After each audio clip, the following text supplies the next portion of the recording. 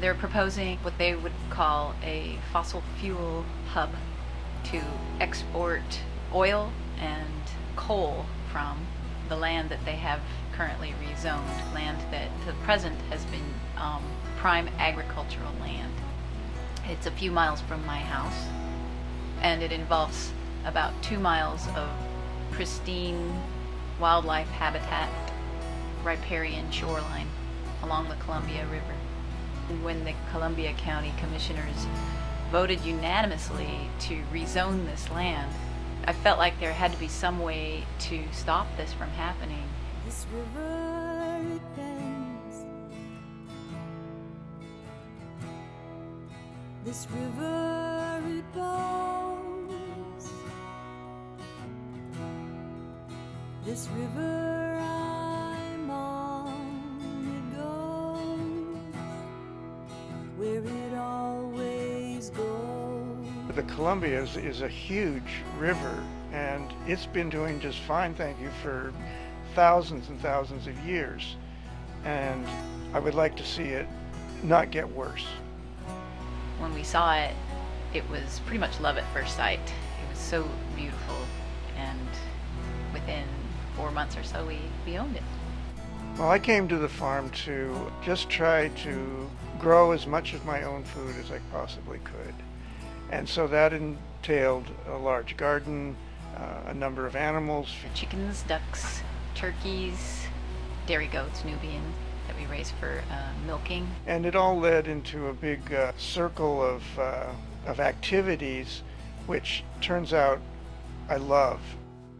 It appears that some people envision this as an energy shipping hub of the entire Northwest. North Dakota, there is a formation called the Bakken Formation, and in it there's oil, and it's a crude oil.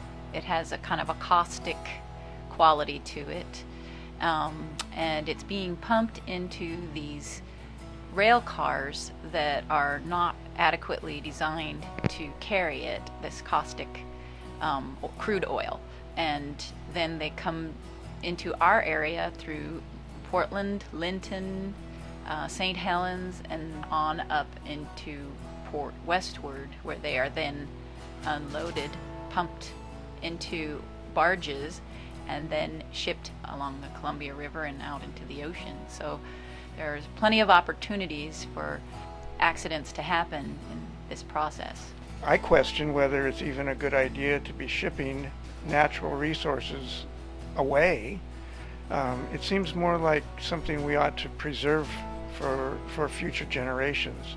Given the track record of the railroad accidents with the Bakken crude in recent months, it really seems like we're asking for a very big problem if any accidents should happen and oil should leak into that water system. It would immediately be a big problem for all of the farmers surrounding that area.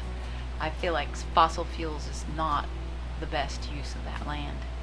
I would rather see some other commodity, something much less hazardous, something that's not coal or oil. No reason to ask. The river it knows. There's a group called Columbia River Keepers that has committed to helping us try to reverse the zoning that has taken place. And this is an organization that will need some money, hence this fundraiser. We can keep them from concreting in more of it and making it bigger, and that's my goal. This river it knows.